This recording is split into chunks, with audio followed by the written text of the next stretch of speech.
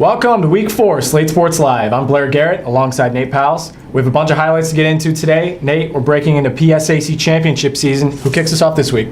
Well, Blair, we've got women's b-ball versus Cheney first. Usually now it would be the time for analysis, but I don't want to speak ill of the dead. Woof, that must have been painful for the Wolves, who got absolutely flattened 73-45. 5 starters scored in double figures as the Raiders sailed to an easy victory in the team's last regular season home game. Let's slide on over for some highlights. Let's kick it off with women's basketball, with the seniors being honored on senior day for the team's last home game of the regular season. The team sports 4 1,000-point scores with Colleen Young just shy with time to go. The Raiders worked their magic early, starting with Griffith to Nauer down low, and she'll put that one home every time.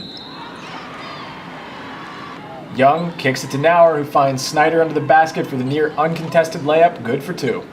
Next we find Griffith to Young, who fakes, kicks it wide to Snyder, bounces to Griffith, who finds Nauer on an island for the easy layup. Griffith to a cutting Haley Scullion, who knifes her way in for the layup, good for 2. Out to Lauren Gold for 3, and splash. Gold again, my oh my is she money. And here's a third, with Gold absolutely making it rain. She ends up with 5 from downtown on the evening. Let's bounce it out to Logan Snyder for another bomb from the arc, as the Raiders sailed to victory 73-45. Let's dive in for some SU swimming. The swim team hit the road this weekend for York County to compete in the PSAC championships. Blair, you know who really made a splash on the weekend? Stephanie O'Toole. Stephanie O'Toole. She's been setting school records all season, and over the weekend she crushed it again, grabbing gold in 2 PSAC events. It's been historically good for the swim team this season. She broke 6 SU records in one weekend and looks to have a promising career ahead of her. The women's team grabbed 3rd place on the weekend, with the men snagging 6th. Check out the highlights.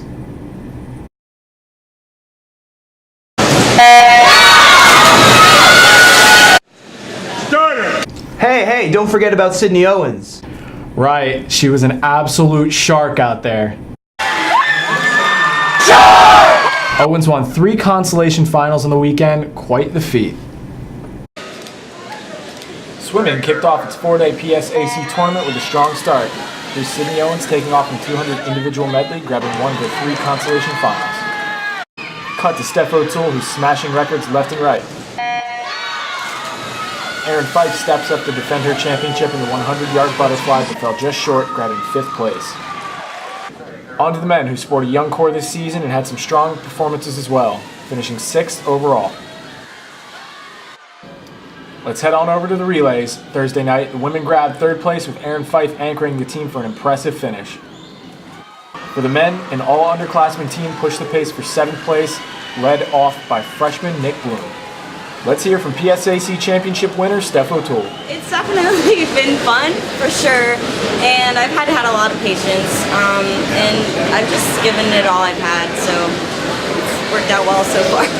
It definitely gave me a lot of confidence. I was pretty nervous coming in. I just came off of being sick, so I didn't really know what to expect, but I just gave it my best, and it worked out really well. It's been so fun. This is the most fun I've ever had swimming, and it's all thanks to my teammates.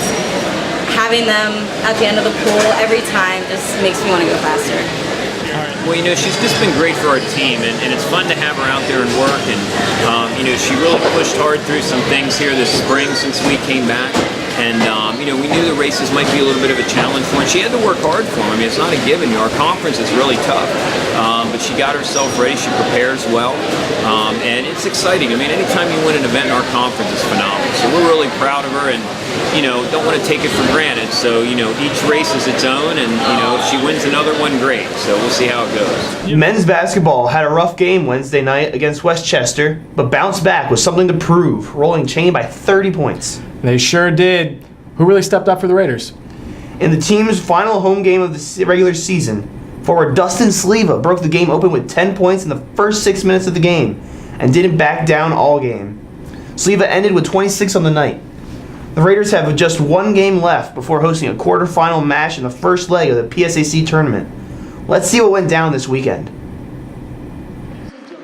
Starting out with men's basketball, we have Justin MacArthur being honored for scoring his 1,000th career point against Westchester, followed by Abe Masali here on senior day being escorted by his parents and his brother, and Chris Nwandu as well, who was unable to play due to an injury.